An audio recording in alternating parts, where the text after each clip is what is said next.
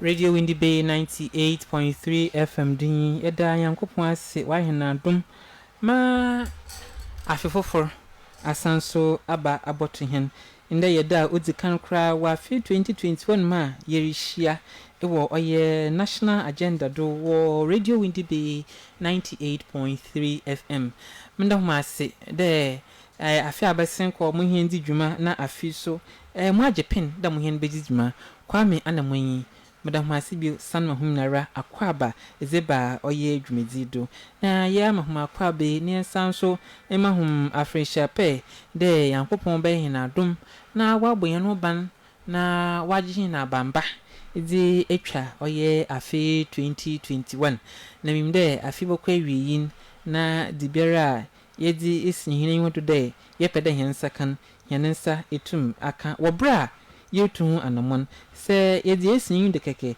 de hensa baka na sintu anamon a minjimindi de wonsa botuma aka pede inya BC certificate net nefie anko school antwe exam biara onyaza wonsa botuma aka ntanamon biara yeda esin do de yepede yetu anam yetu de manamon na yankoba bayin na adom mahensa etum aka di biara yehwehwe wa afi 2021 wobrokrara yenka yer akwaduru biara ewo ho na yer yehina afem diso aboa ma omman Ghana kro biara yewumun etum afane tampa efura dembre hwehwe wo oye asomdwe kwando Kwame Anamoah mahum akwaba na menda me abuafo sonko Bright Fuga and oye me executive producer nankasa King Batuka so oho na Bright Fuga oye me producer and Sheikh Osman Minin oye me technician oroboam and na mabegwafo so ankwe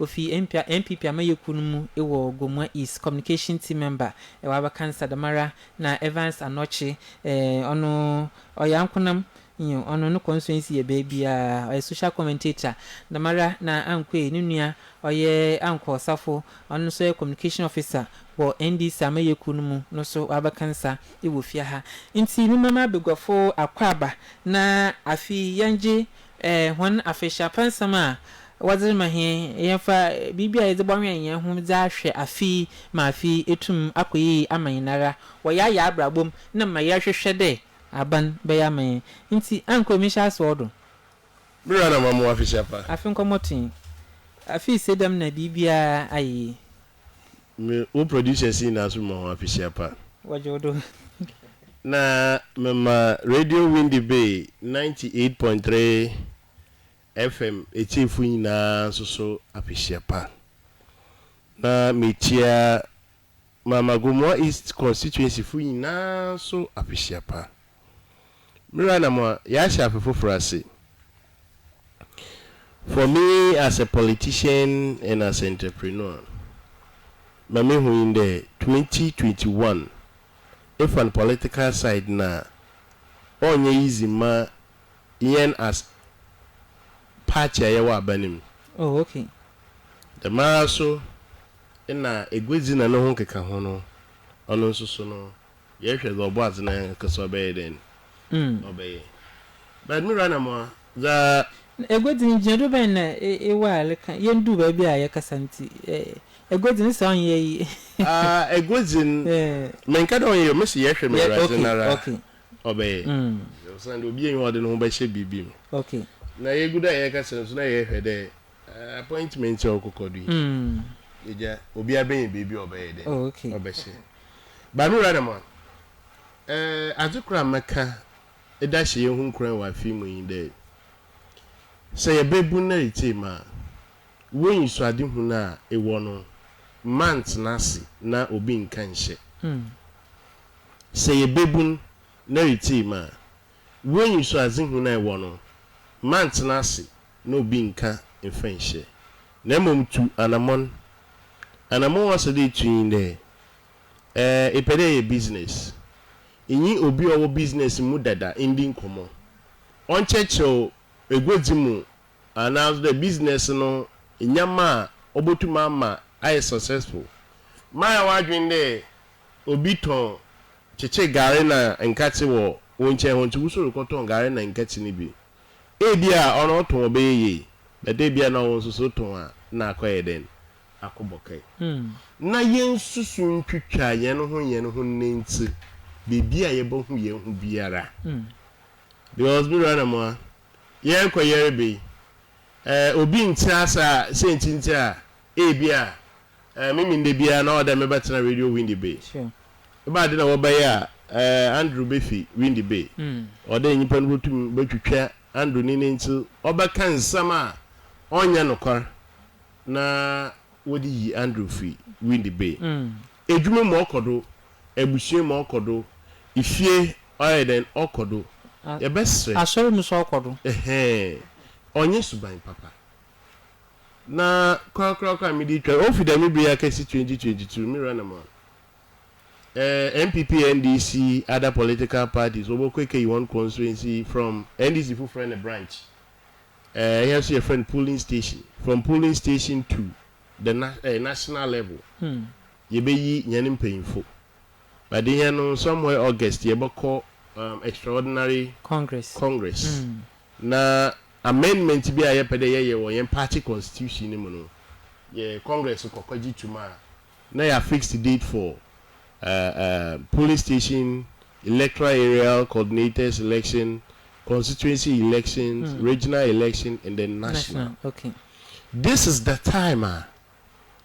amanyoku korone mumba wo bai wo ho atamfo wo ba prigidgidi kra. This is the time me pede me ye constituency chairman since it's all them the by chairman and oran kan che delegate na what waban nembum ma wotu ma ya inde osimesi edan no okoye dem ma oye dem momisen na la bedwuma na oye monye we mira na mo da minyeme na ya ma ediba politics ma all how yen MPP sisiara menyim that of NDC osende entro na ye twa fa yankasa ye ho abra ye pro ye internal contest iwi aye de ko ka che nyimpa ne de bra na yen san ko ye den yen ko ye dwuma afi bo de nyimpa na oyo ba so na ondu yim itafia ye hyase ye politician na ambition bi de e bofo atro na akosora mira na mo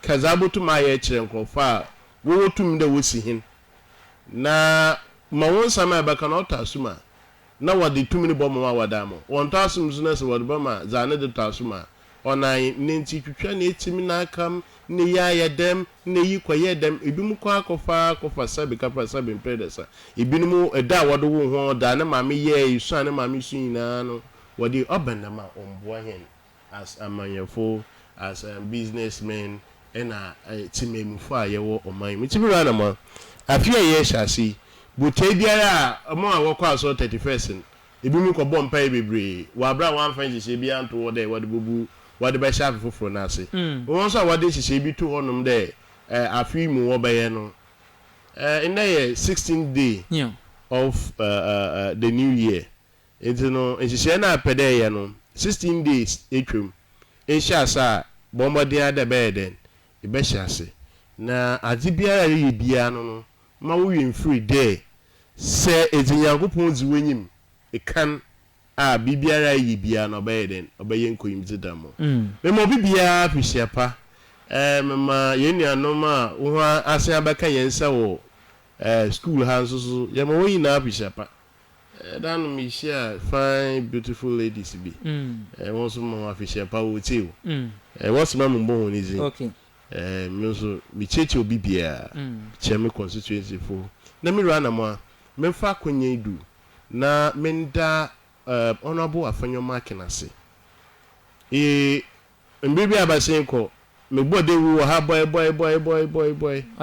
oye kwan no ne sisiara nyame adom wadensa kan woye na mi ekwan na woye no oye meda no edanu yara wadaso abofom Nsoichi Secondary Technical Wucha Foundation okay chen switching paying for the obesi school na then amahe wa sha sorry then ole so da minya me wa mahe police station or mahe secondary school ya kwan so or ye no da mahe na personally dem if krum ho na me ye opinion leader wo krum ho aye decision makers wo krum ho na dey me gina paying for ni na name me da aseda sonko me dem a honorable afenyo marking deputy majority caucus leader this 8th parliament so this year majority minority no one some you do I but can't me run ma me da no constituency executive so na me da Mr.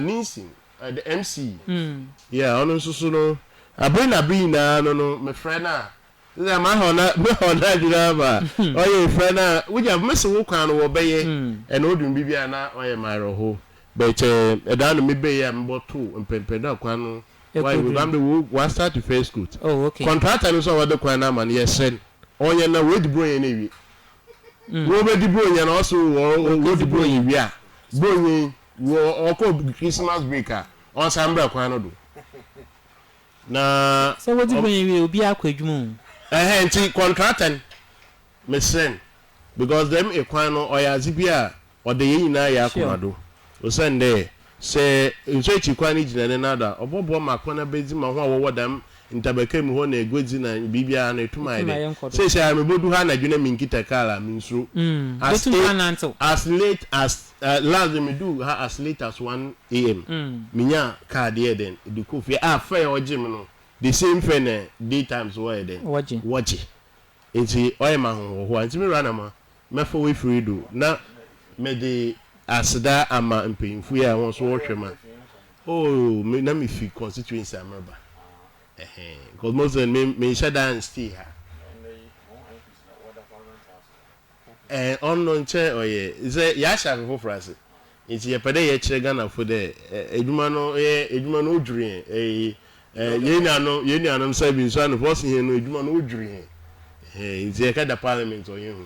Now don't forget the big crab me run mo bi atra parliament or that ne club 600 or one or any bibia it's on put on ye bibia or ye hu bia bi insida e me run mo medamase na ya share radio win the bay but for so but there we will give out the best in us na ya boama national agenda jumedi because o mine ya banyan tabakema obi better do record that the national agenda na oya national agenda so na mine mu nsam no ekesiden ye boboa madwumedi so afa ne tampa da yede odefra medase that's it ama nkofo ina afenshapa na fiera no ma wo wini ba amo afenshapa sonko ibu a wo bu school funu ndefo wana ma fiera no ma fiera no me rana ma ye was school funu nsam ye amankasa personally and pay obi a complain amam ye be se fiera no dan ni sin defo mu na enso so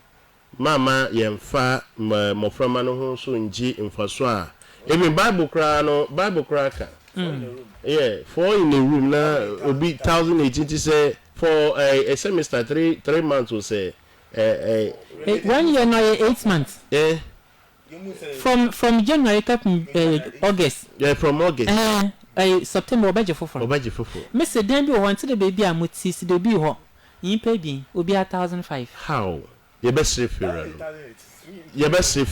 if you run me the best on ye na ya ko bi muda e ba ma ye rodo ye kokoo na ba na mra na modani bi kura wo mu na sanka ekoto de woriji school yin ko bia dameya bonde wo dameyi di o safata me no question de beyin bi wodan bi wechi ha ami guest house na chi ho in fact two in a room obi 1007 man poem oyemfo only the new very good wash da wa ye dan exactly but I be say e don no sabi ye said that you do too bebre I decided that the advice na ya pachewa ma ye nuanom aho aide ye nuanom adisuafu the only now I told almost 20 minutes hey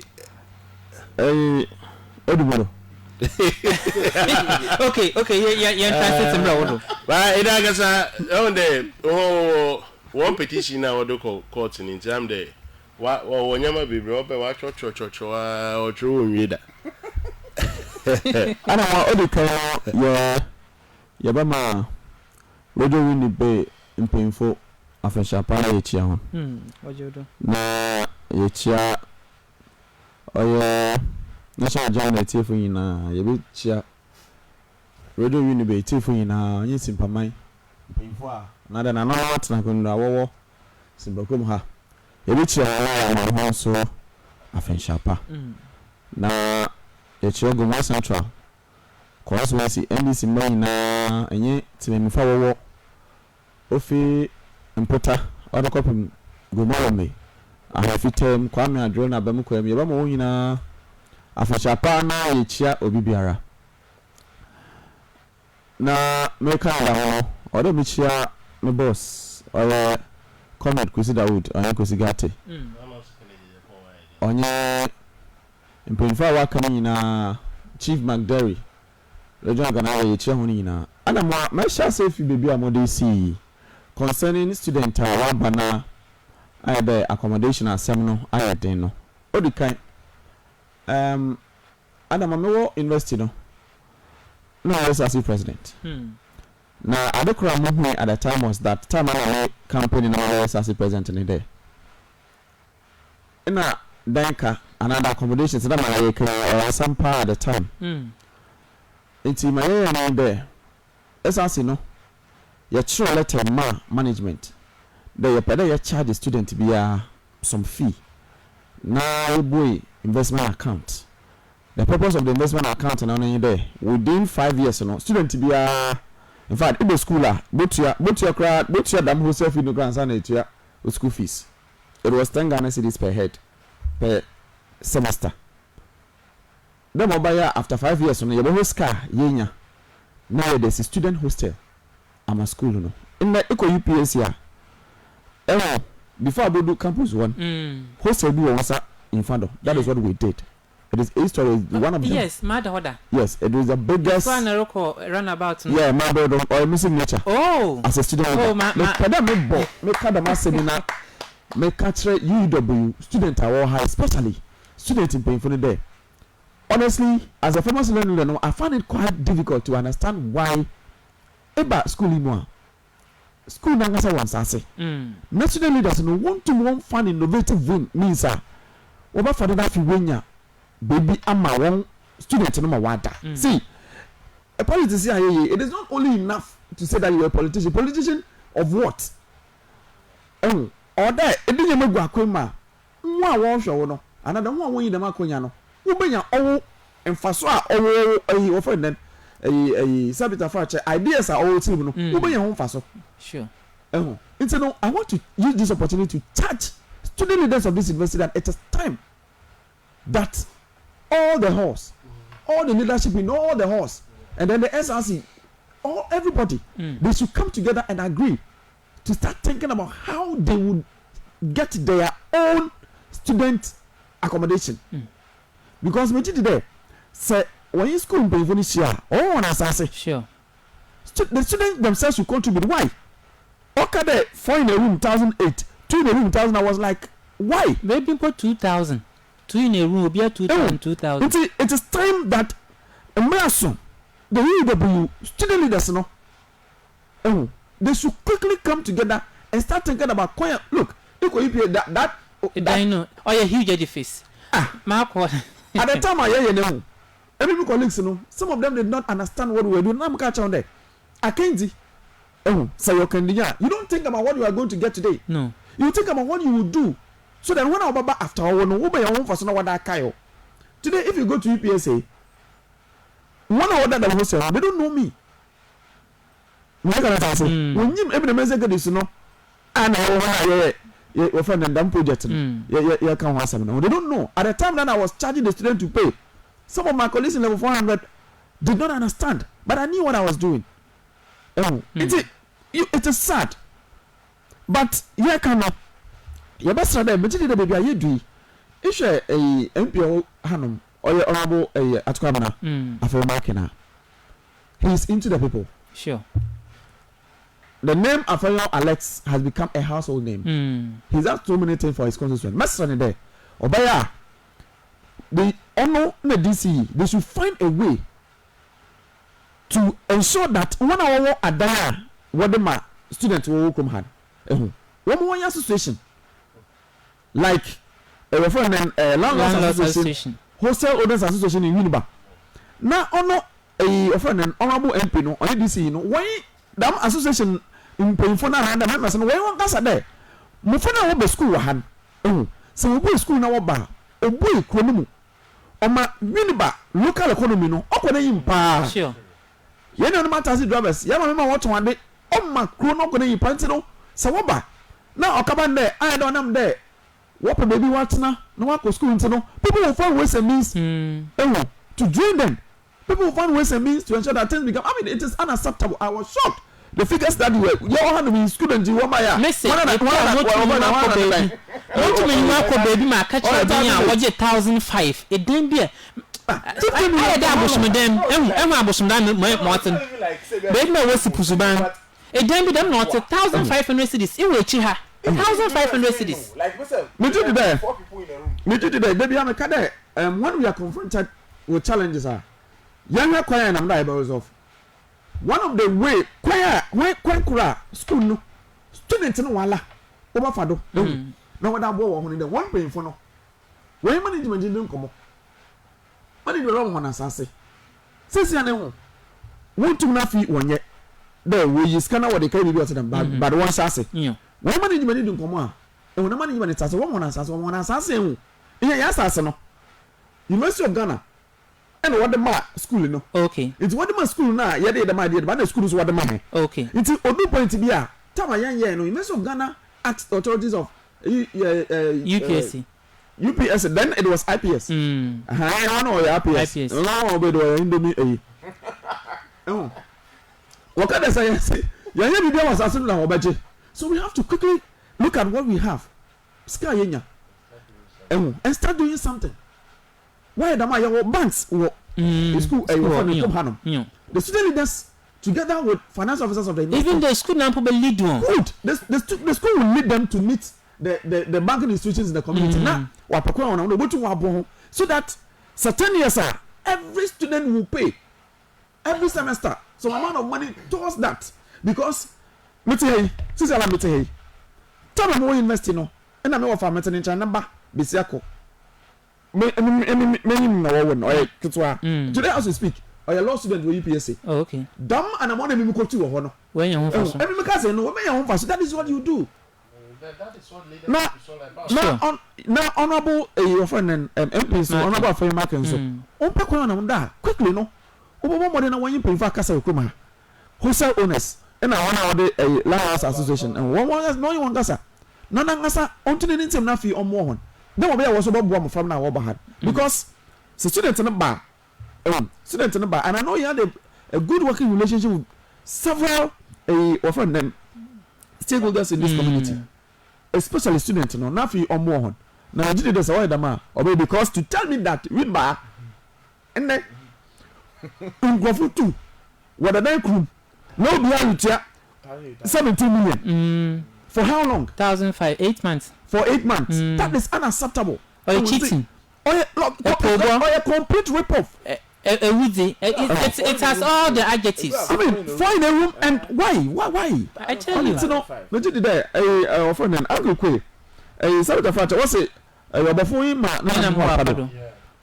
Chroma. I mean, to a large extent, no. More party no MP no do intimate today MP pin for one for one to be no yam more for be yam more policy because it is not good as for student leadership one go day so minya when I come across one penfun bia I can give them the model what we did for us to get that building there now for omwa students at least the next 2 years or 3 years UW SRC should have their own hostel. They should have their own hostel. I want bank be iron say we say am wana wo tu ahoka nti me did the yer mama obey me number 2 me the man will see no na be say afi yan a message for yeah me mama can I there ma oyam kasa yi ma yedi won komo secondly no ya basra there ya sha frase na ya sha frase me brother oka the aspect of business in no ma open maybe no open way business when I open way you know I would concentrate on the relationship between yen and Gopon. Okay. It's if I would say se bia obi obebu na mfa or 30 years na 20 years ago no or 10 years. Yeah. So be 40 years 20 years ago no or 20 years. Yes, yeah. Now the last 20 years abasin kon. Well I show ababom. My son Yamati. The next 20 years or the 40 years at time I was 60 years.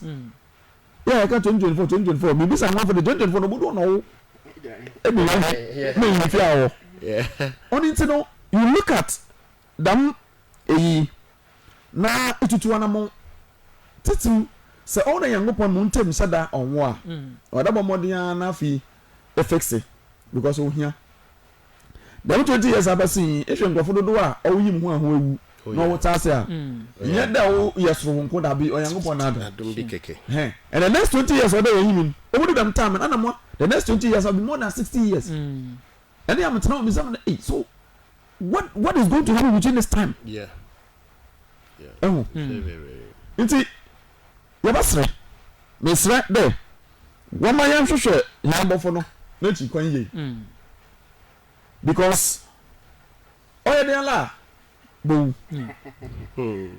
na bo wi na babu na ko nya wa ka kira de watso de o to de hipo wu na mo wu na chi atebu wa science to them na oto a atembu our friend then ngonta ba na lukobu in a secondly no one of us wa babo na hwe mapa da ye and mo mapa da too because agwa yeah but 2000 oh the year 2000 present before we need the demand 2004 any the make to about no so ya true can any before I already clear that's 128 yeah by na present news obotu mo bia we are the money about 2016 back at the dago you want about to him the 2024 na aba the 2028 aba no the dim da na sabi obi mo photo yes it's true onati baby aye do hwemfia it was this year no at least for 20 ka ho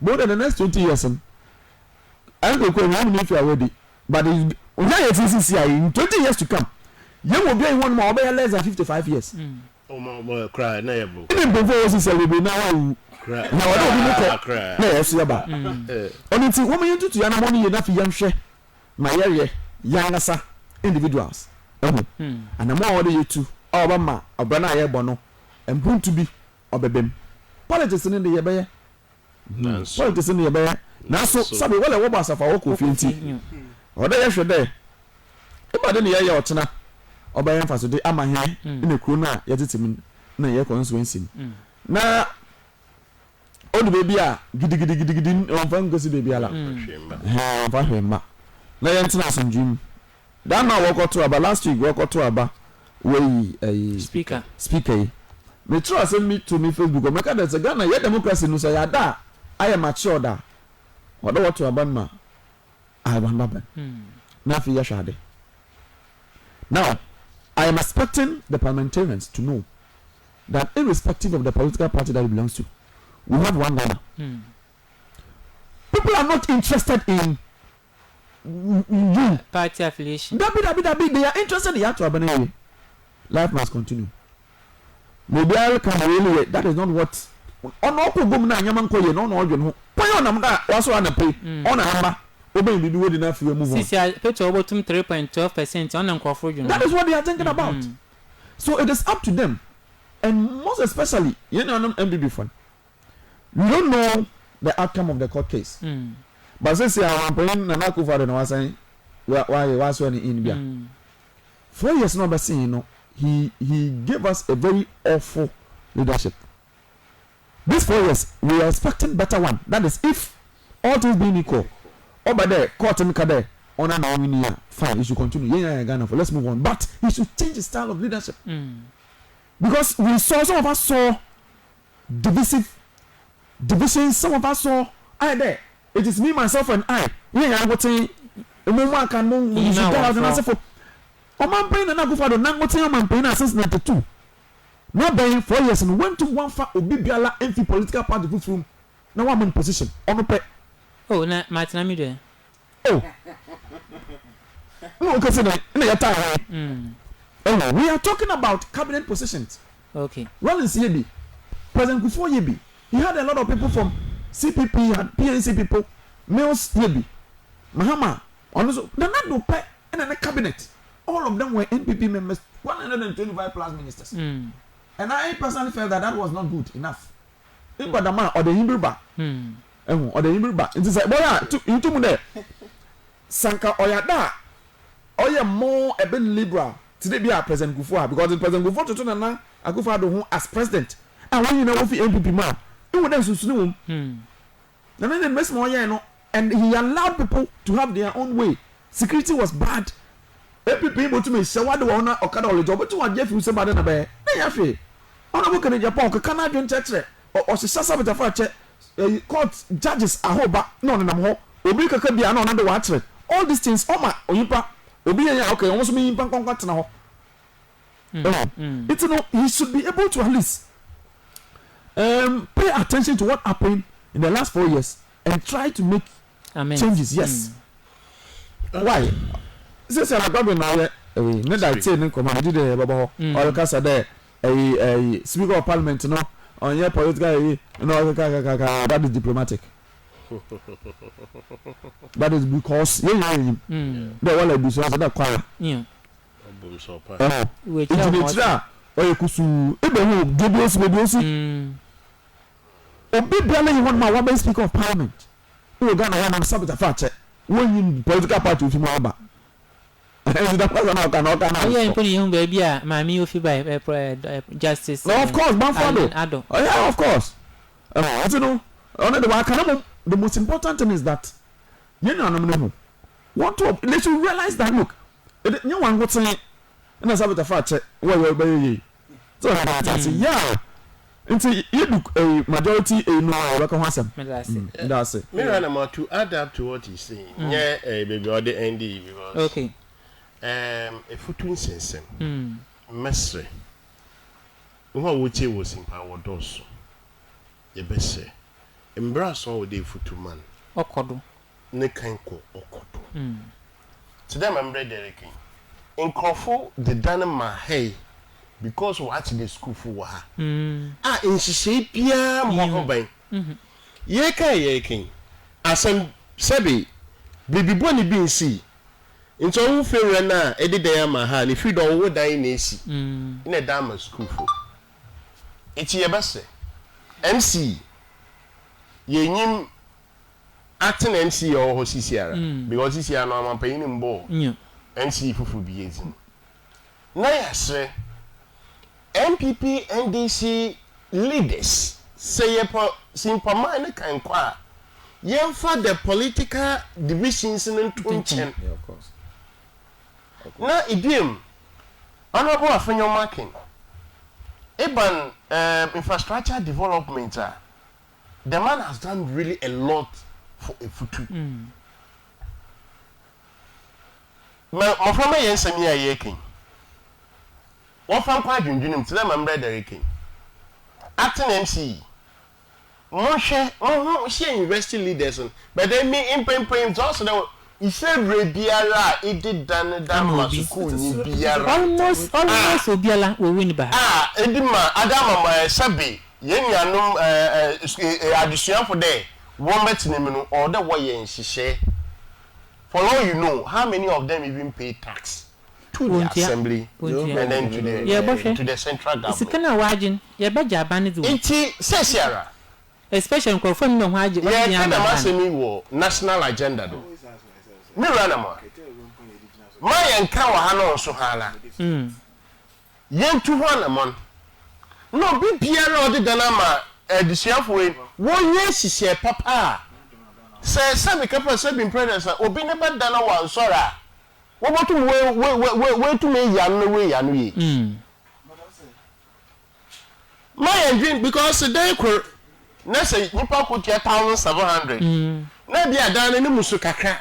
no to my occupy nipa by 10 nipa 10 no multiply by 17,000 for 8 months. What man and go be what's the school for Makuya Posi Yama and Yama be to go. All these things there must be a proper checks on them na. My former war school sorry I'm paying for war yan war school. Embrace the wodi one yama fidenim. And now fire and a fear will be charging no. Or say say across border or I register with the association. Oh, why you be register with the association? No, lim and one more required for what I fired. Foreign to be.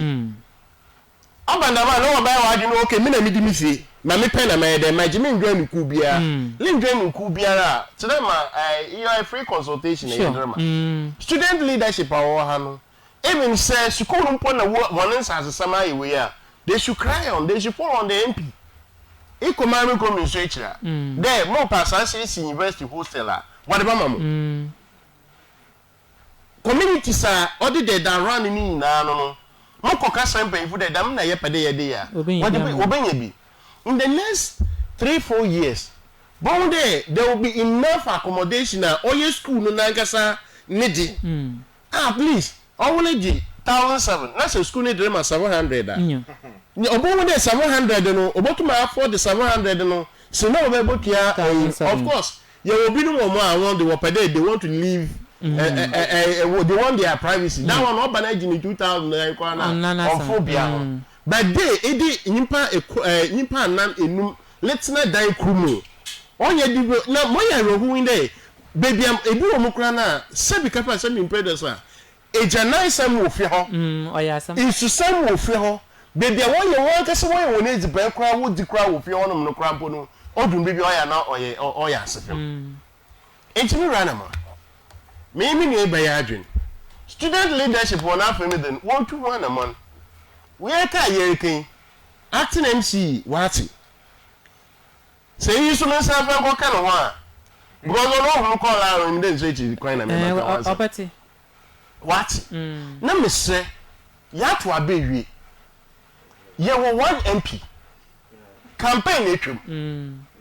MPP, NDC, they should come together because. The only plan man dey o me na win and oye simpamane puntu na yipa na oreka o ina jo wodo no sususu no oye simpamane puntu na oye den o hwehwe eji se owo wo simpamane wo akomado me susu wo simpamane wo akomada e ba di tire yin na yen kan yen hombom na yen ma puntu a ye hwehwe ma yen ma no nkodo sinde se owo wo leader no be di simpamane da simpamane botu wa ye ni ye mo Anosumeli the no disimpamanda. No but to my chop what but to abe.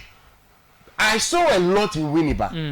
Na oya no ya sefem. Sure. Ebusiafo. Inside den say nkotodwegu fom.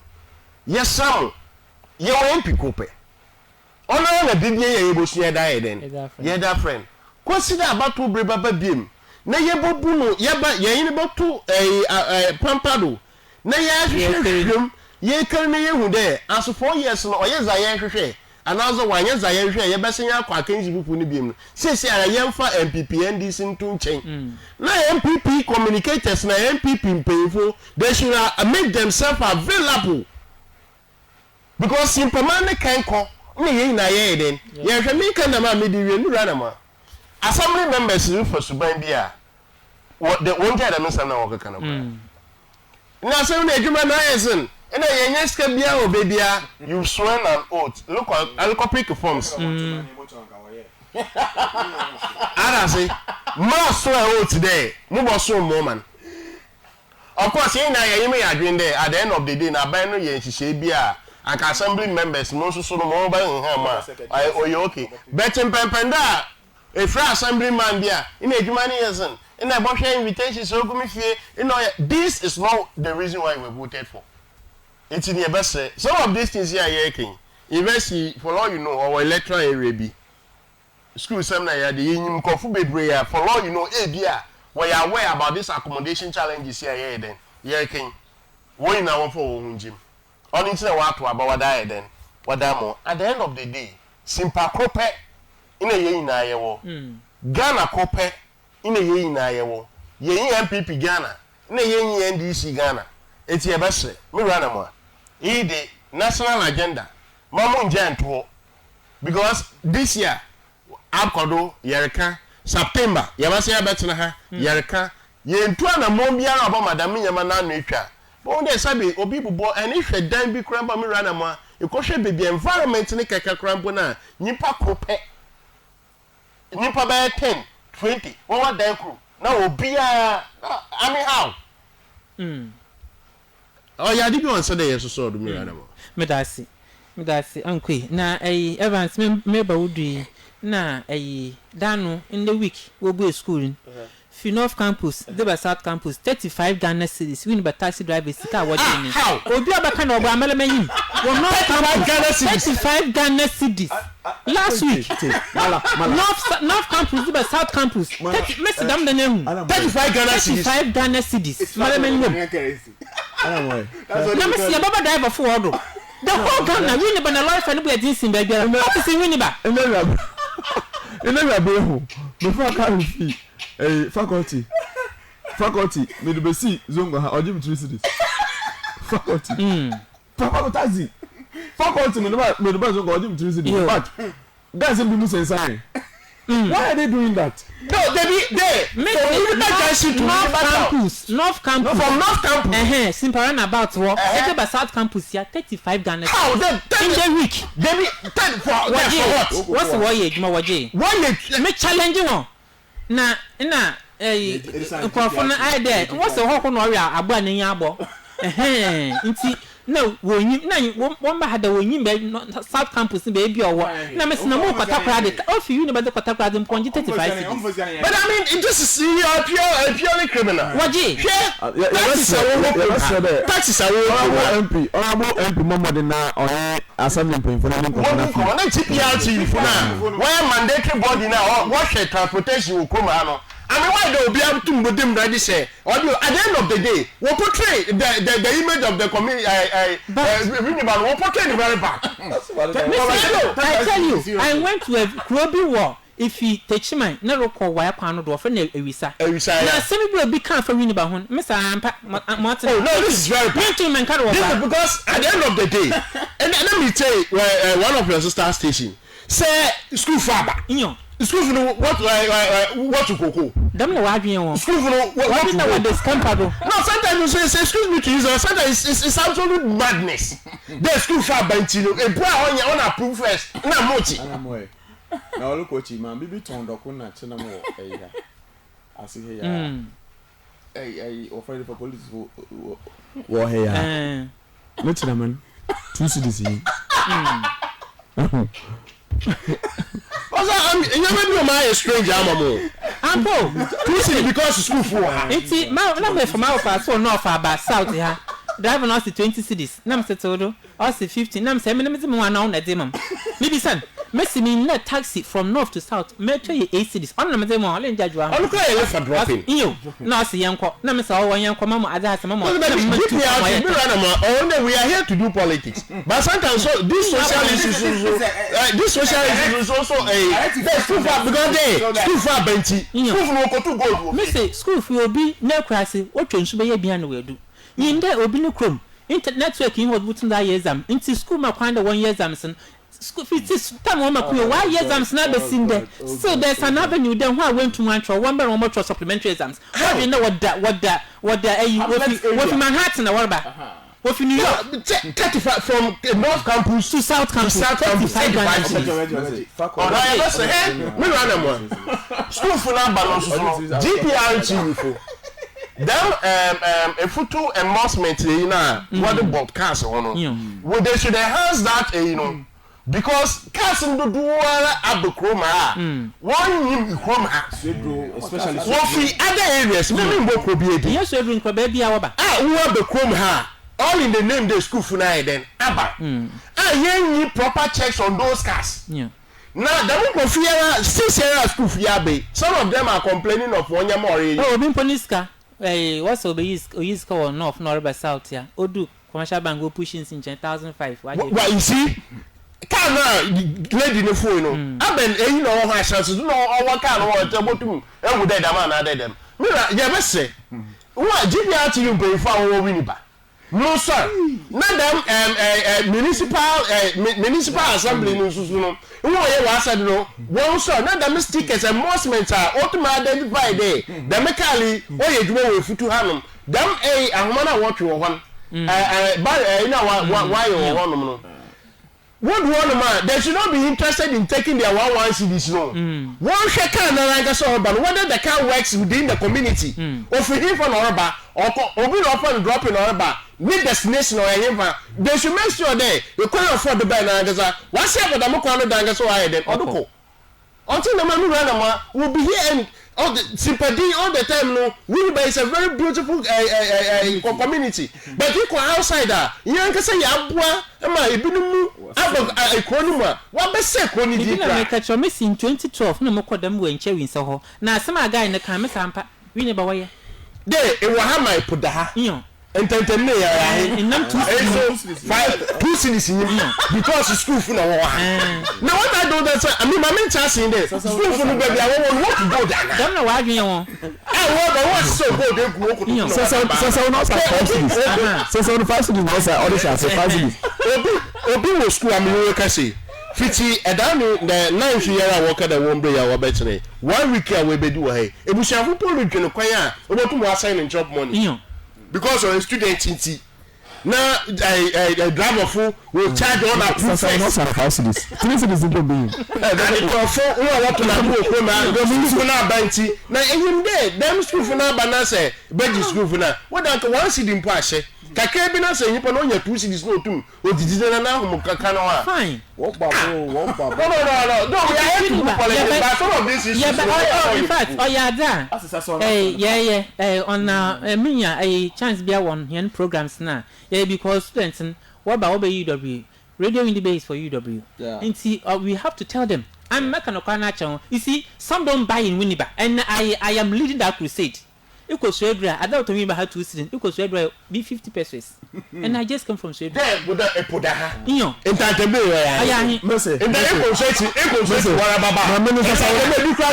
my ministers on it is all your back.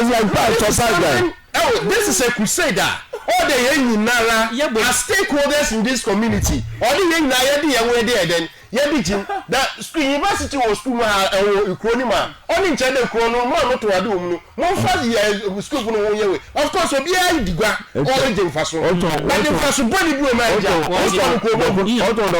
Dokon once the Bosu. Echo a year. Echo Love Campus. Who my house? One KK, the boss. Unfortunately, you know. Yeah, one time when you're buying pay for Hanaka, you may know 1 year. 1 year. Number fan one direct to attention wrong to it because you see, the point is that students now bad. What about a school? I know. You are city. No, they are born workers. I can say them. It's a part what when the buy and we know where the bank can not from bomb fan because yeah, and I'm in this town.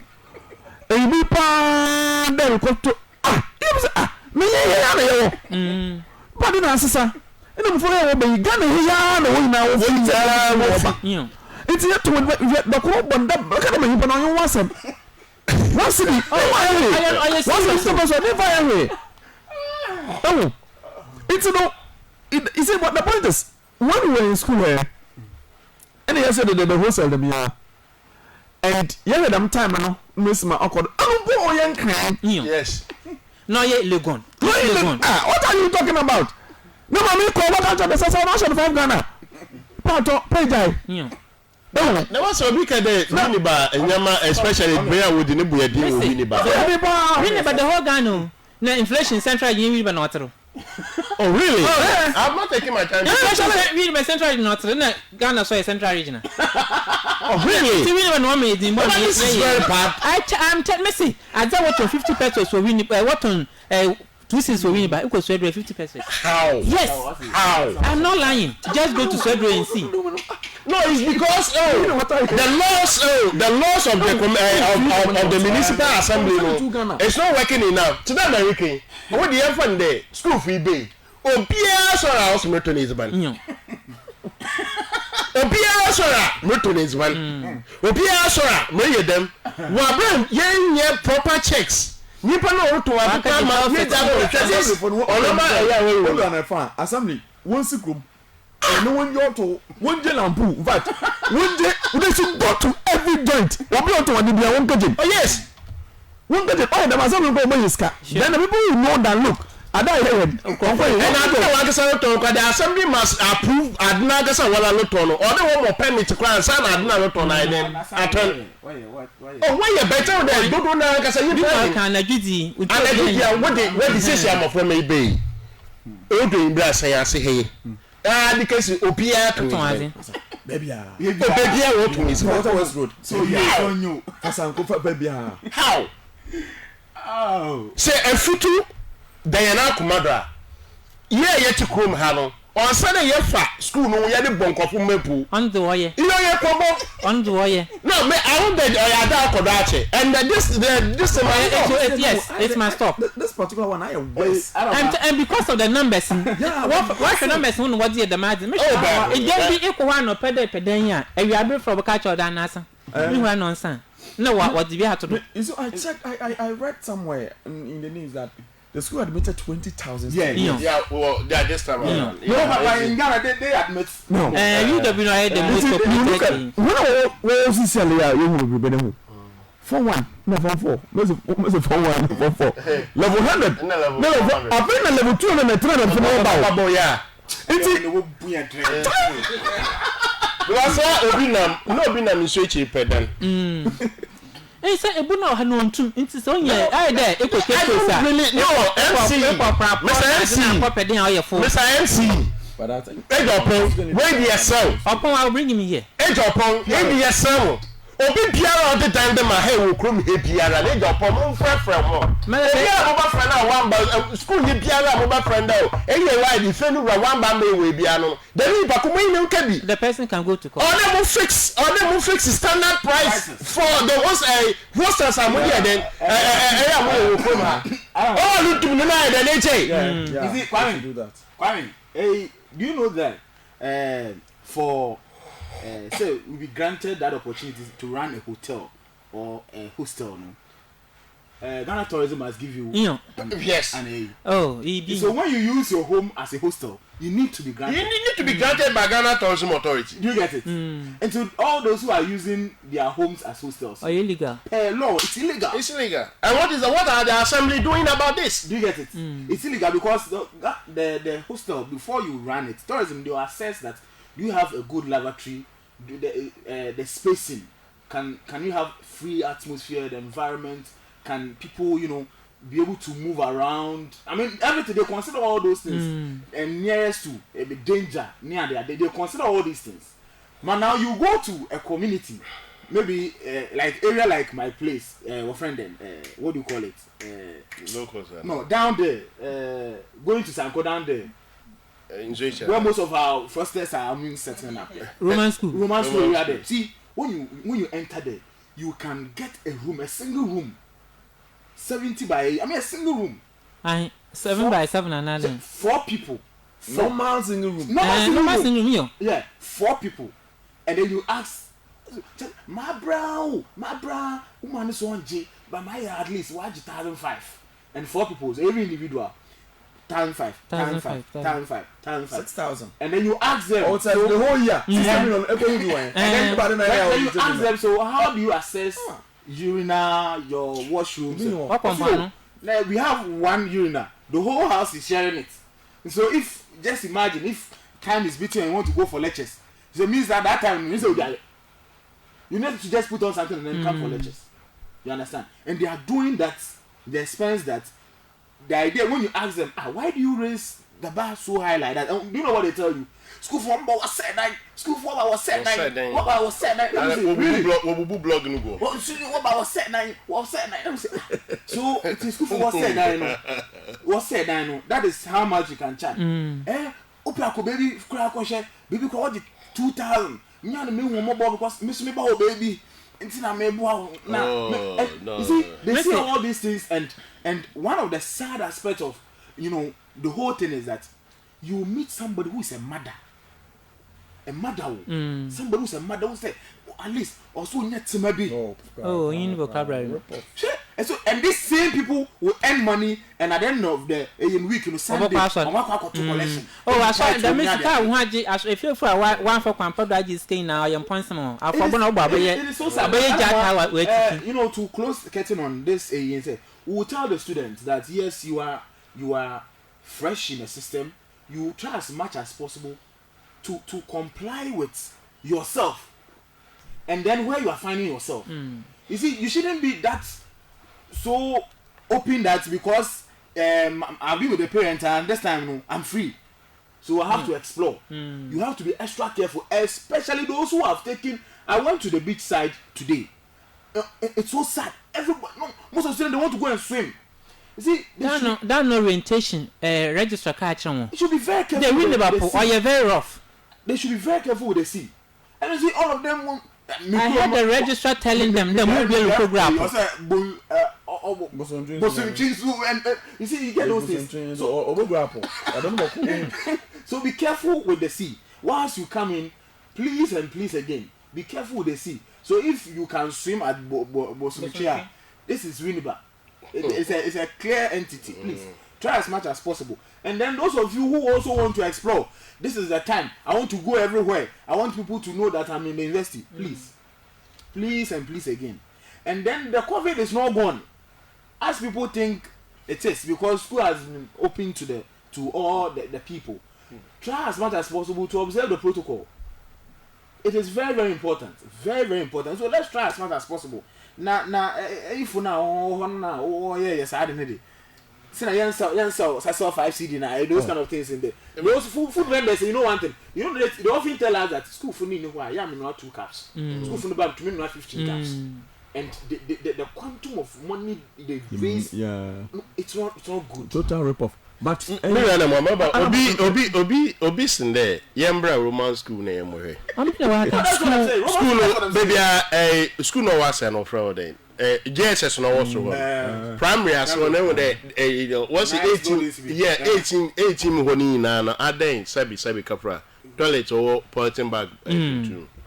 Because toilet most of the hostels now and I don't know what you win toilet you 18 Sabi so on your polythene bag you and 18 honey na honorable assembly member I share area on I would do your best. My sanitation task force no. Say any committee for no. Move from where you are because I complain now. You can say no be send them message. Then yembra na then. Yemo he chire the camera di echi then. Yeko. Messe. Ya best. Answer na why did die e did die ba ma there e dey your hostel no. Na sado se dey ye bia no wan ka say then. Aye. Ye ka yen say obi na eduma.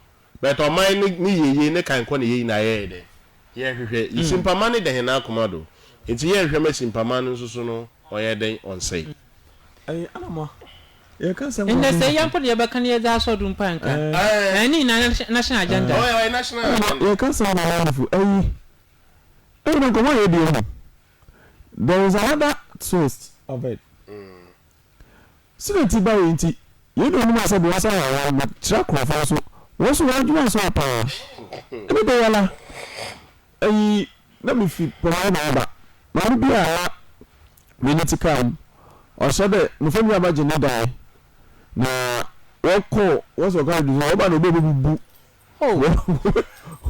really was a way mako you best student na urban especially ahon like lemohana friday ko bi ala crofon ha akofo a nrade ya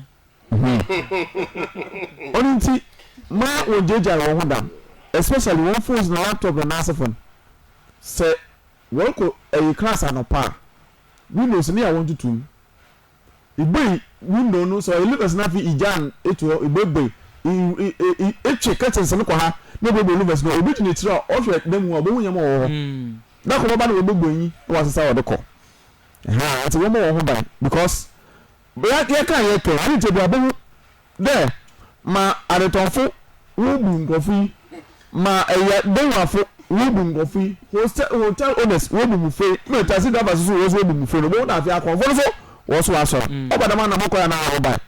Until you don't know enough your more now, what I'm on family school or Mohama.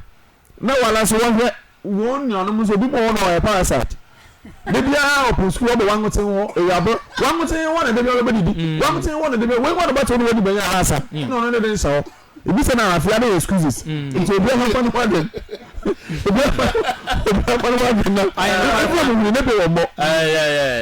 It's me other one. Another year can end the school for Narankasa no song Habano. If you mancasa natural was a how. Natural was it? Once a how. Yankada way you fool. But once a how. It's be very careful. Friends are making no 6 years and so no. Be very, very careful. My brother now all day. Oh yeah, madam fo. And I call her. Be very careful and come on in the busy. Anamoah in the botu. Na in summer by then e ba ka chen. When I meet there ba me pada mami 2000. So me fa bi say, "Oh sir, it's ya wo do sika chen oh. Me da kronfo ni nti. Ya me de sha. Don't do no na e kronfo na le ya le chen. It's your best. In the I'm okay man kwa. Anke yesu bia score do kan ho wo inside bia should be better in Ghana. Yeah. Mobile money aba. Put on any bia for to do in the bank mpo whisker the wa into proper operating. Whisker the bank cry to me you mobile money do. Look at that say 10 cities na look at you mobile money have to die away. I think yeah the man obewi because if no ban we nya hwea or you but me concern in there who even supervise those hostels adan na wo you no one na obeye even engineer and one assembly no one na omam da mutu me there edan no fit for purpose na if they use dan e dey no because dan bebre o ma windows here very weak doors here very weak school for the wall bench me penintem gidi why in biara and your best this is the time assembly members we make sure there areas ni na no baby street light ni biara mo me binye den nko hono because area bi o ma baby a roman school ya wo chi ise one na bia why sumpa hoda ya so we na de ko water yeah you see why sum yeah kesi afim de assemblyman or awudu say want to one among of them one point but Mr. Pong I'm so on you no acting MC obiara adene dey down school ni biara Monday mo friend office na mo ma engineer and assembly town and country planning fund one sikrom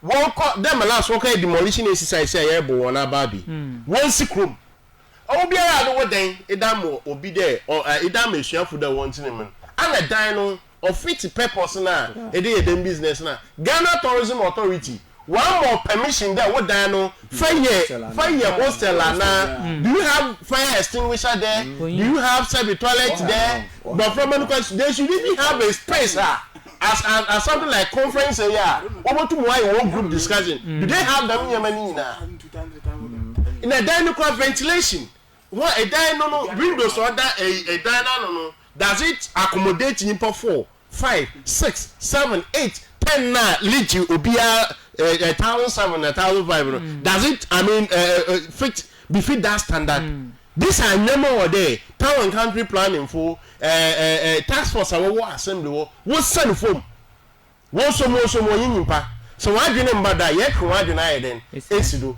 se simpama obey ya mayena yen na able to we aboma simpama na then ayi timi rana mo ye kan we yen dam na yen then yen hwe medase yenko no do na ne da parliament wakatina ase asitino to dey bin na speaker of parliament the right honorable Urban Kingsford Suman na Bagbin osi MPP plus Formina MP were majority group ewo parliament na honorable Bagbin right honorable Asaman Okanne yeba discuss intasi yedwuma who is minority, who is majority. What's why majority group NDC minority group. This is clear majority caucus.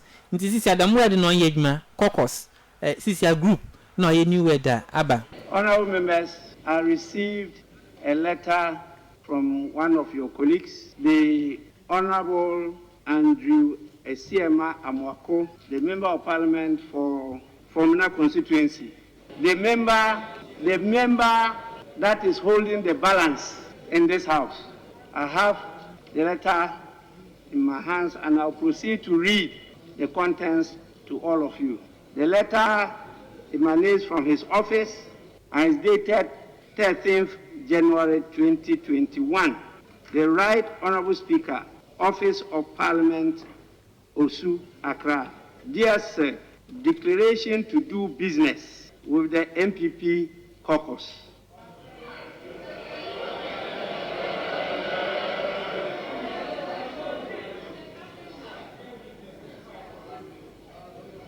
I, Andrew Esiema Amwako, an independent member of parliament for Formina constituency, and now the second deputy speaker for the A Parliament, do hereby declare that I shall, for purposes of transacting business in the House, associate with the MPP caucus in the same Parliament. For the avoidance of doubt, I do hereby affirm that I shall cooperate and collaborate with the MPP caucus in the 8th Parliament. Dated this 13th day of January, dated this 13th day of January 2021. Yours faithfully, signed, Honorable Andrew Esiema Amwako, MP, Formula constituency, and copy to the leader of the MPP caucus. Honorable members, with this official declaration to the House will accord him the space to do as he has stated. Whatever he said outside was of no effect so far as the business of the House is concerned. And therefore, he had to do it officially for it to be read and captured in the Hansard. And so what we have now, you have the New Patriotic Party wing or caucus in Parliament, together with the independent member of Parliament from Formina. And they now constitute the majority group.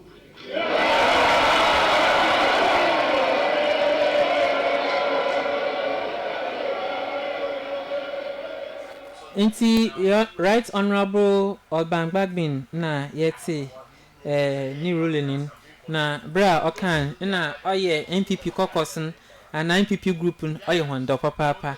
Inti let's find out ma bego for ha them the Right Honorable Speaker Ken the MPP na onye Formina independent MP oye majority group. Ma wo hunu den ma me sha se wo Evans yeah speaker o say Evans ya time no shantin dey bo twetwa do na ya okay so yeah Kwame Anamoah say throughout the whole proceedings on the 7th I had opportunity to Michelle Bibia from 12 midnight oh okay and what really transpired during your friend saying voting was something that was I don't know whether to call it uncalled for, but at the end of it all, everything became successful. Now the declaration, because it is one of the things that say, I mean, the declaration will come, and that is the first time Ghana is going through such, situation like that. You know, fighting for a constituency of about 275 now, a total division of 137, and of course, one person standing in as an independent candidate. Now the issue is that now one must throw his support. That is, the independent candidate must either throw his support to the NPP or the NDC to form. But the point is that throwing your support makes you form the majority in parliament. That is my question. And then I think it is the legal practitioners who understand that throwing your support automatically makes you, because I remember there during the time of CPP where Indom was in parliament. You understand? Indom then at that time was on the ticket of the CPP. And even had Samuel Nkrumah also. Yeah, there were other people. So by that time we had MPP, NDC, we had majority, we had minority. And at that time, where were they considering him? You understand? Until I feel that trying to push the majority on the side of the NPP, because your friend is saying the Formina MP has thrown his support. I don't understand the meaning of majority group. And then I don't understand when you say majority caucus, or when you say that this is majority in parliament. Means it is seen that any decision will have to go on the side of the simple majority. They obey to me defend a specific policy in parliament. Will carry the order of the day.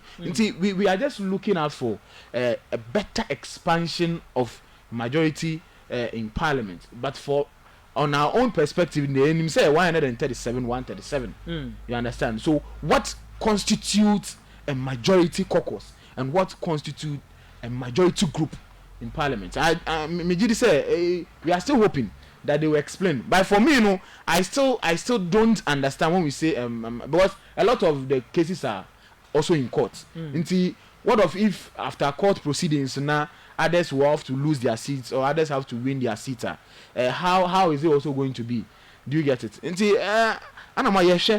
I mean, I know I can exercise that great fidelity in Right Honorable Osman Babin that Babin will do a perfect job for the nation.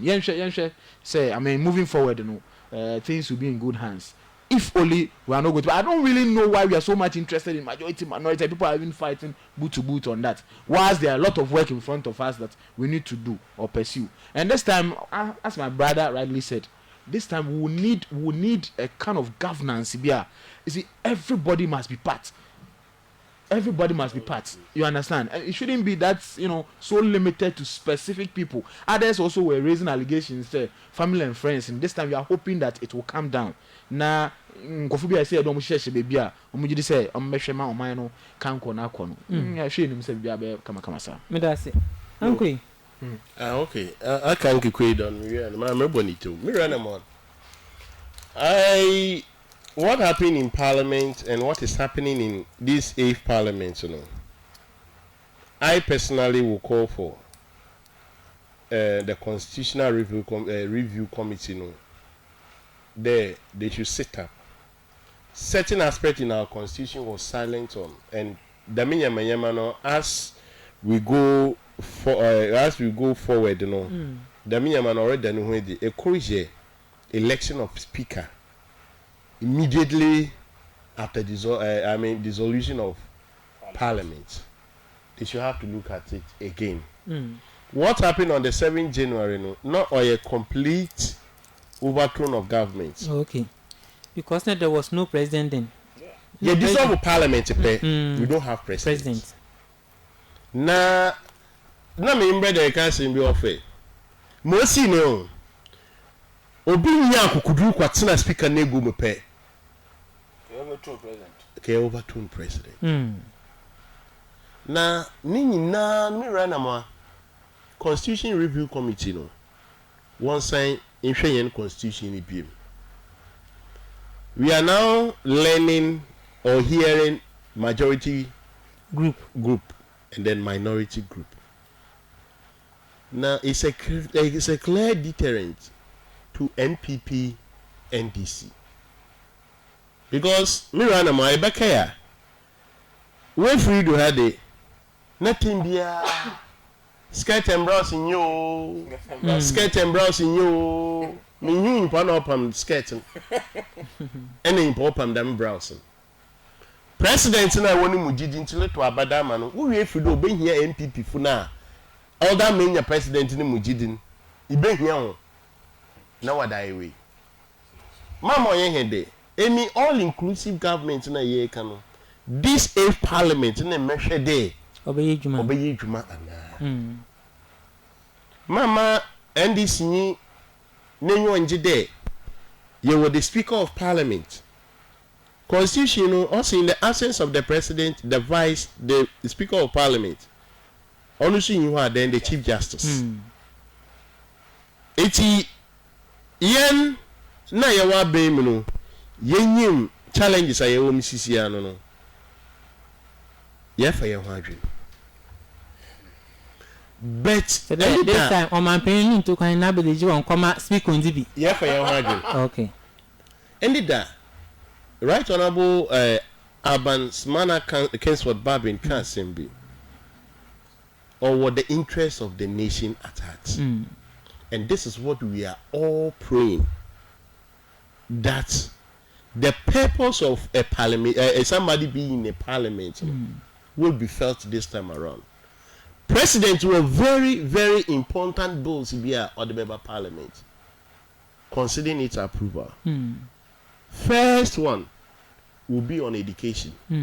How Ghanaian child can use Ghana card to access loan, not that co-university. That may be on uncle. That is where the majority group comes in. Because what debate we now because first of all committees in when they do in not by the floor of the house, they have to vote and then pass it into law. More by but that is where the majority and I don't consider me saying there. Jane a hunter been an our parliamentarians be mu as a when I hope you know what was sitting. The president the important role now Mankumpa where they fund there NDC now a minority. And you know obviously MPP may be by ministers and identity be mulonko. At the end of the day, say NDC 90 bar, MPP 120 bar. You mean by 6 years. Knowing the situation we find ourselves in, MPs will be punctual at parliament. So total counting, number of majority. Because you let your president down. Someone now move to Abana or pay. That is where the relevance of the independent candidates now Abaka people will come to play. Sometimes we should be very careful the way we handle situations. Money and the hero of parliament he was once rejected by my own party. Why is he now important to us? Inti one Ghana. Indeed that na mark man to me and in Guaside. It been more the parliament. 4 a.m. No, the Martin who are showing the one because your pade yetna the right bishop wada. Well, the pade yetna the light. Oh, me ranama. Oh, yeah, the share the cassette man when I want to have. Oh, yeah, the share the cassette. Oh, I know man what trouble. No, I was Remember. Oh, yeah, the share the cassette man what to have. No, yeah, the share the cassette the man when I would not what to water ban. O Sunday, even perfect day. In Yama Parliament na munko hoda. Wunye bi no ho na kwa bi no yen. Omono wo mazin. Emi de mukwa mama kwa no hiding. But when just Parliament House one rent na hoda. You don't even know how they lobby for contract. You don't know. E ka sha da mo bona. Afi wonya 1v8 ni de ma. Dwe na hantan. E fra hompa. Wonfa. I'm being frank here. MPB na wa to senya west. I want to senya those the before and watch him. Come sure. Ne de bia na you know tinted. That what trouble already na no the before. when we uncle from that. Oh, because say Sarah, you must say the minority group, no. Parliament na you want yenyi NDC parliament ni yenyi NPP parliament your parliament of Ghana into no ma yen political affiliations no or ma yen firm board the interest of the country no yen bongu oba ma orumbo hin American de me run am I mean that means say me more kodo who this that I don't want to even cause him go say na yen de yankopon as there at the end of the day me run am yeka I mean honorable Carlos Ahinkra or ye MP or MPP but I don't hear no onye eh o say MPP no wonu munis no hear dem ordinary that's like on the down ordinary Ghanaian na here to abana okotwe ballot box who na watching okotumi that person also should be released because or what they can or man who don't say no so the kai then or the kai na moye me in there parliament in some no ya na entumi from court ani asama oh you there parliament na ngasa den about court today you cannot take parliament to court but my saying there would they have that moral courage no we could na electorate in him we preach against election violence and mara moho no remember mara moho no ya Carlos remember anya Carlos no yeah also confidence nsem ya owo bia ode ye na Mr. Parliament say wo kwanya what they twan so a Muntaka Sam George Jinapo ena Carlos Ahinkra ina obi piara camera capture it was electoral violence ebe obutu ballot so you took the thing what did you mama there mo dugwan yo mo butu ballot ni na no ana obende maybe that it imagine them mo kodi ina Kwame Andrews na kebia here to presiding member here to a overnen assembly members who endorse him as DC and as the MC na me support a day bufu or the ball any two we are one kind of what watching it is a process no assembly most so your process so your day mason it has o mason if you know that when na here no on yet and we don't expect damage from honorable members no both MPP and DC it is condemnable and we should condemn it as such I mean I still believe in His Excellency Nana Dankwa Akufo-Addo that he would deliver MPP your project be a launch your project now in there handing over power to the next MPP government of which inshallah in she papa nyama yebeye on obedu ho dase na yeba hand over because this 8 years a cycle no or the you break it down record no by handing over power from MPP to another MPP on the yesterday grassroots in there you have bufu na nyama maybe then of course youth ni edido yi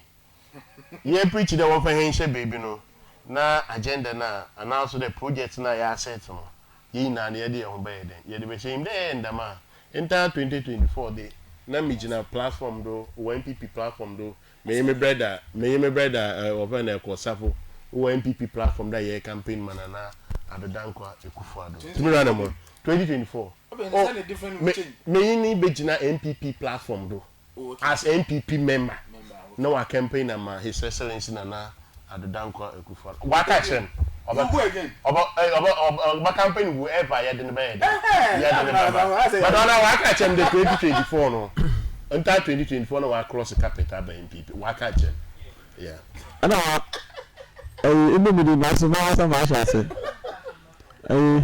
mana was be great na ma na kan meji de there ebe go maso ndra constituency a campaign a ye pe fu be na wo hu modern ba ya boy na wo hu ma ye botum ye modu baby na manfo bi sada na mu ina da na mo wo he meji de afi na ya sha sa ngaka kra ye tutu ya na mo wa new patriotic party yes manyoku wo Ghana ha nimu mma no bebe na ebusuafo oye now so me and this because I believe in the center left ideology.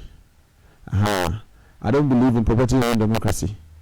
I believe in equity and social justice. I believe in probity and accountability. So it will be difficult for me to cross carpet to join the New Patriotic Party, especially not the one that the current president is leading. No, I mean it's not possible.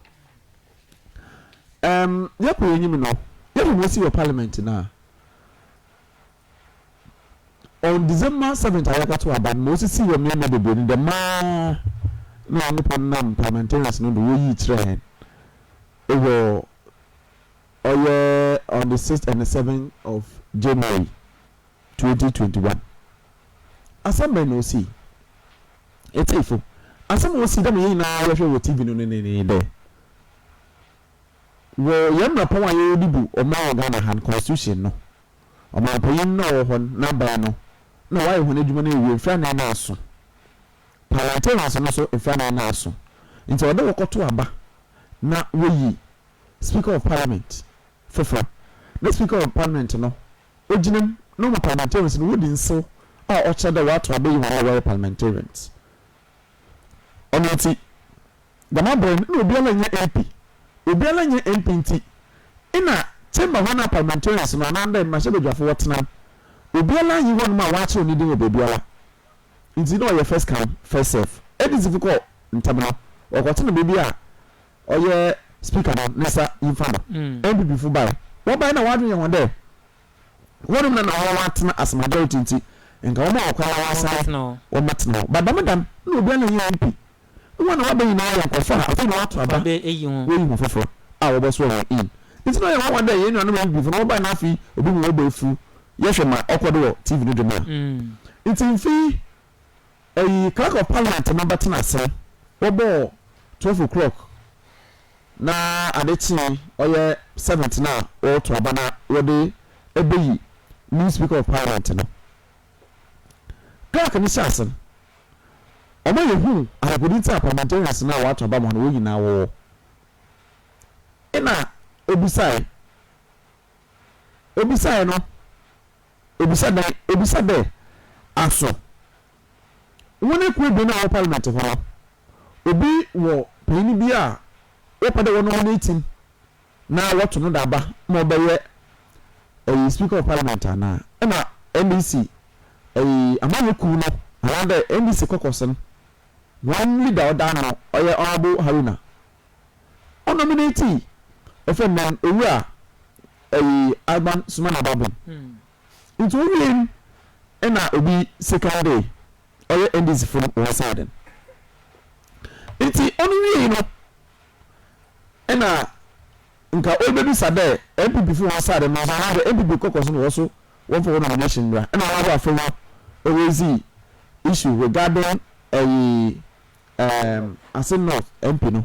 Into one other parliamentarians no debate no be one or be see. Afu would be see me. Yenya prefer being order what to order. That time in Obiala you gidi. You tell me no. In Obiala sorry on kaka bibiala mbi. Clerk of Parliament no or the say what to aban bottle. Na say na there. Abana wo bottle or your secret ballot. Trade. Oyin there waban ema obi fufu hu ni paloto aban na edaman nzi ana wo honen ina yino nom MPP fu oye MPP kokos mbefo no wo sha se na wo to abanala se wo de yipa ne krata na manda ngoto abana ehu ade na die bi no wa so krata no da nti ba take keke o take no de kwa ina we bi ya atrɛ ni no nom MPP fu ye hu o TV do ono no de basa Adeba no Sunday. Any seven who there. Abato a yakoto a oye secreting. Oye na wodi trobin. Oye den ye. No. Libo na fi da tre obi. Inti wompen. Asami na ni. Inti mo ka ba ya there. Dem ye nya ye hu TV no dem. E wona wodi tre na wodi kotumin.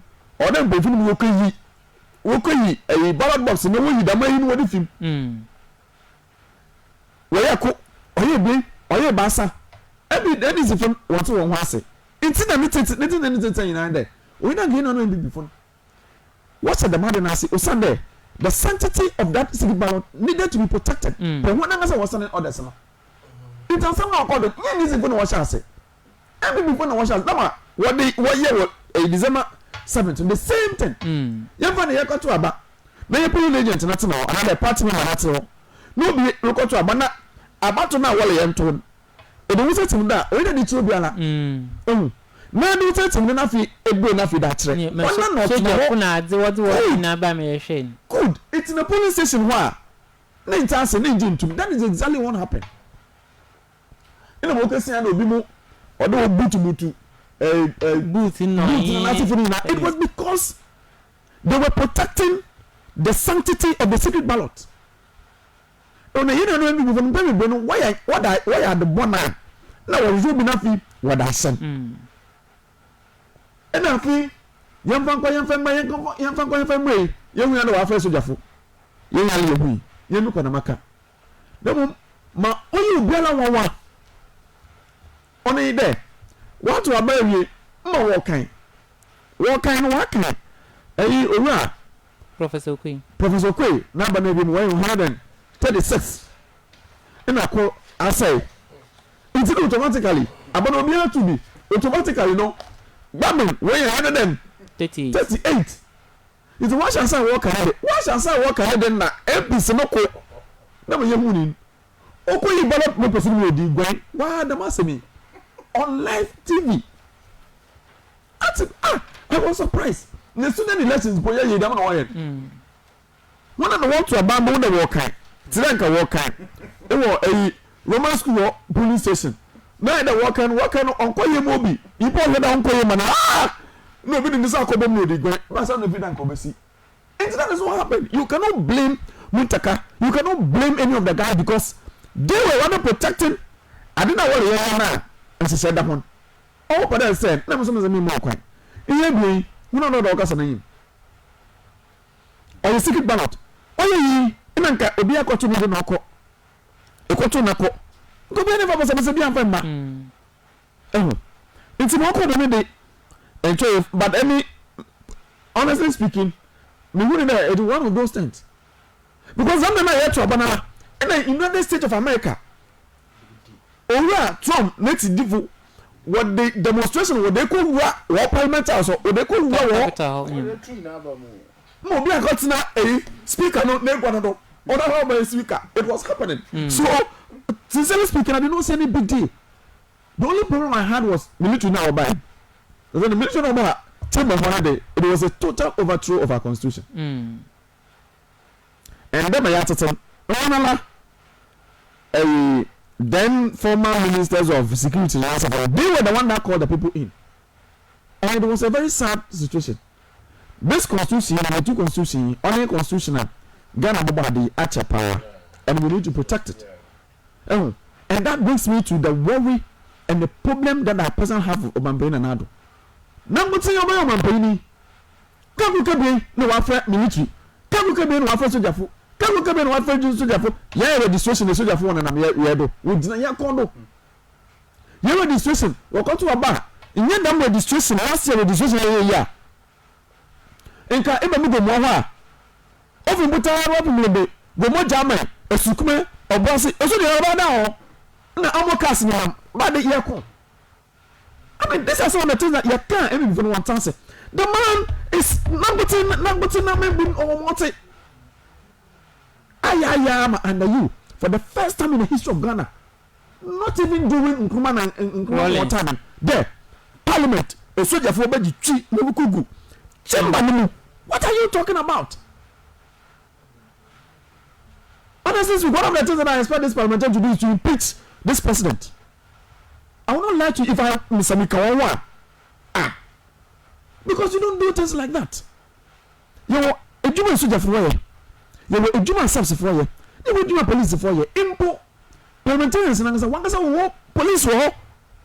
Well, Masha, so apart from Masha, so your police station war. Parliament one has so it was a total misuse of the military since the Nakufadu became president, and that is one thing that we need to tell him. Some of the fact, oh no, taxes and what is show. So we have every right to tell him that you don't need to be more married than. We need to tell him in the face. It has nothing to do with no you're paying. What are you saying? Oh, you're paying on the non-government country. What are open this conference? Open to the bank, no open to the light, but water be massive in that. But until what? As long as I listen, I go to the back. I don't know your back country. It has nothing to do with the what are you talking about? We are no man for the man yet. It is only what say with you the best 4 years. I know, sir. The military, some of the first organ, and yet damn the way you so. That's it. Yet damn the way you so. Damn, say, so the phone about me, yes, so the way. Then I should have, Papa. I'm telling you. Because your party minister for sorry, was what I for. It's by me. What's what hako? Yes, the green services anymore. And it is true, it is a fact.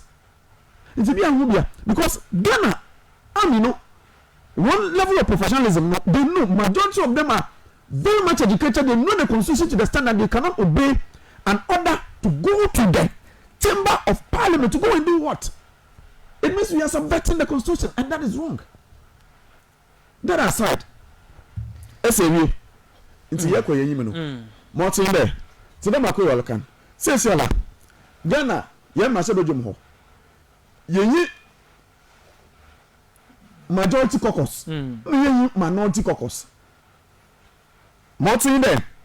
NDC will get a 137 MPs. MPP will get a 137 MPs. And they have one independent candidate. Independent candidate, you know, or NDC, no MPP. And all extra there.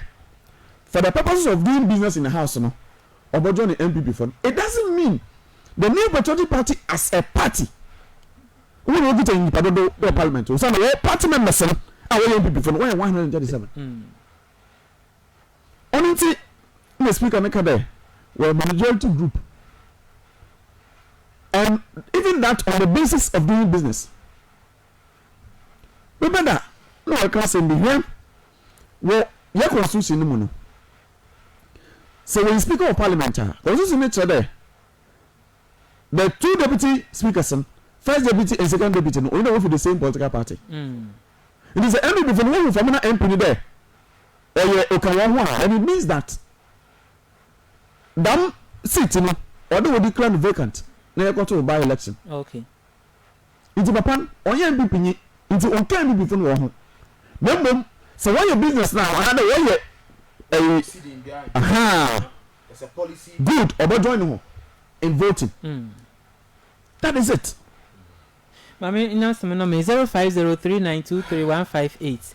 0503923158 and bring noko inti ibotuma abem kakrebia one is aso 0503923158 uncle yo onti no Anamoah sesiala mejidi de Ghana as Oman any opportunity that parliamentarians no betu waka won abom na wasum Oman Ghana into the issue of any majority no na do people that were majority leader. Oh okay. Over my majority, but don't see. Majority group leader. The majority group leader. Minority group. No minority group leader. Only the other way. It's one you two. Nah, you're sure there. And I'm over the two of what. Another one can say more. Speaker of Parliament or the advice be more man paying the Western ministers now are also of Parliament and Onsusu. Some of the ministers now were those now of Parliament one man. Be now one house of hope. It's Sanyama Boko Yamaha, no, so I want to be over here because I'm a cool can. Since committee where I 13, year 26. Okay, good. Now, you find the appointment committee. First deputy speaker, on our channel, into only vote. Okay, into Obayahi, and his vote 13, maybe before 12. That is what is going to happen. The same is about 12 now, but now, maybe before, NBC 13 but now, NBC 12, NBC 12 but now. No, I can't watch about. Why don't you feel away? I don't know. That is one thing that the union maybe before, other what has no the baby, I didn't do. One day, J, in a hand time, no one found Brassett, one find Yema or the way. Oh, yeah, they are. A baby, you want my open body, you see what's not forever. There have been kingdoms and empires. Me, now, or crash. Even Soviet Union, or crash 92 years, or crash. It's why they are another good father, my pain, on snap. The time of Bosso. My brother, no, I can't there. One more modern there, a MPP, a bino, over hand over ma, another MPP, a bino, only in see. Oh, this is a boy, you actually want to be a crane, and come out, well, my papa, way. Only possible. Why the ara? A buffalo for Baba. No more you with the ring I gonna for. It is an opportunity now. Yamonum guiding. There you gonna for. No, the Juma, you gonna make. No link about there. Oh, you will say, on the mail by the eating, now by the phone routine, no more go eating, no go my phone routine, no go committee, no go for that be. Here the Damada, will be suiting it to me over the on engine to. Oh, or that Ibab. No, this parliament, the term of parliament, yeah, who deals be like a Japa PDS now. Only because of one, about two. Oh, the Japan deal was someone of parliament about to tell one another. Was I don't know your call, and our parliamentarians will not accept it. Today, it is dead on our river. This is the big now one man. Quit here, on the to there. On your crowd, one fan come put my make in there. You to you come. Ya no ya come. You come. You so ya come. Ya badia come about him go. We same. You Odumtina about it. You what this na about when you are gonna for. You man brain and go for the way. Paul Master me there. Yes, no. Afi de baby I do. Don't know be I. Madase. Mindama begafo ankwe kwasafo yin Evans ase den na so abobo ma yedi dwumedi national agenda yedi Abraham ye kam de yebokoda ya asommo dem owode yesomho ma begafo wa agba no ba de Bernard baba ni na ya afa adwena yedi bobo mo manga na etuma afa ne tampa efra Kwame Anamoah yi medama begafo ase na mindama aboafo soronko Osman Muminin yin Bright Fuga me executive producer King Batuka ye ka fa yemi nwi amahoda amandebo de sende be se na hia makra ho.